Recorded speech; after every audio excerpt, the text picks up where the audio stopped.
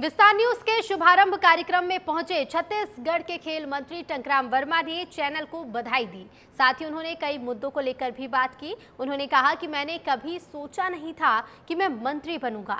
इस दौरान उन्होंने कांग्रेस पर भी निशाना साधा। साथ ही ये भी कहा कि कांग्रेस ने खेल योजनाओं को बंद कर दिया था। हमारे साथ खास मेहमान है टंकराम वर्मा जी, जो कि मंत्री हैं छत्तीसगढ़ शासन में। सर, आपका बहुत बहुत स्वागत है। जी धन्यवाद। बात हो रही थी सर से जब इससे पहले, मैं कह रहा था सर खुल के बात करना है, तो सर ने कहा आपका अपना चैनल है, खुल के बात तो करनी पड़ेगी।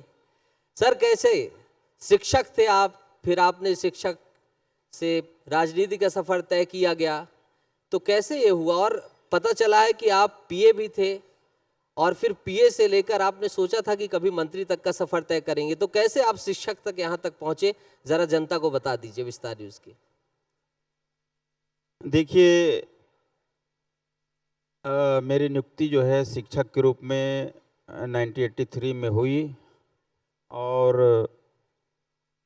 मैं अपने विद्यार्थी जीवन से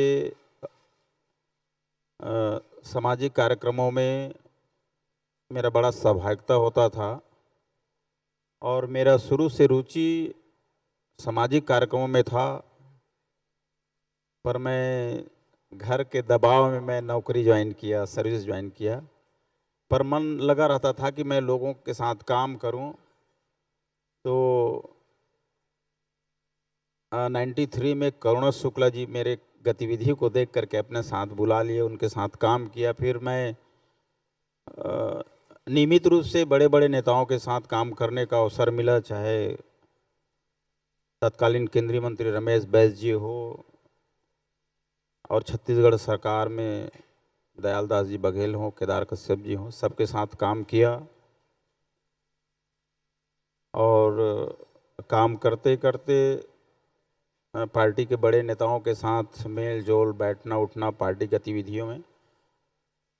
और मैं अभी 2019 में ही मैं वीआरएस लिया हूँ, फिर जिला पंचायत का चुनाव लड़ा, फिर रायपुर जिला पंचायत से उपाध्यक्ष बना, फिर भारतीय जनता पार्टी रायपुर जिला ग्रामीण का अध्यक्ष भी बना।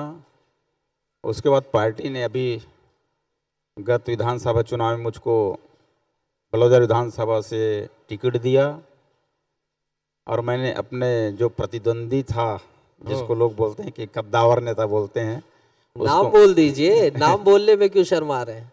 शैलेश नितिन त्रिवेदी, जिसको लोग शैलेश नितिन त्रिवेदी जी आए थे और सामने होते तो और अच्छा लगता सर, तो आपने उनको मात दिया। तो पहले बार बलौदाबाजार के इतिहास में 14,700 वोट से उसको पराजित किया। हाँ। और हमारे नेताओं ने विष्णुदेव साय जी की सरकार में मंत्री पद का स्थान दिया। एक बार जोरदार तालियां हो जाएं। किसी को असिस्टेंट करने से लेकर मंत्री बनने तक का सफर तय करने वाली शख्सियत हैं ये। सोचा था सर आपकी मंत्री बनेंगे? जब रोज चल रहा था, ब्रेकिंग न्यूज चल रही थी, सारी चीजें चल रही थी, ये मंत्री होंगे, ये मंत्री होंगे, लेकिन जब लिस्ट आई तो आपका नाम था। कुछ आभास था या कुछ सूचना थी? नहीं, मंत्री बनने का तो हमने कभी सोचा नहीं था, क्योंकि भाग दौड़ से हम बाहर रहते हैं। हम एक्चुअल में काम करने वाले कार्यकर्ता हैं। हाँ। इतना जरूर था कि हम एक दिन विधायक बनेंगे।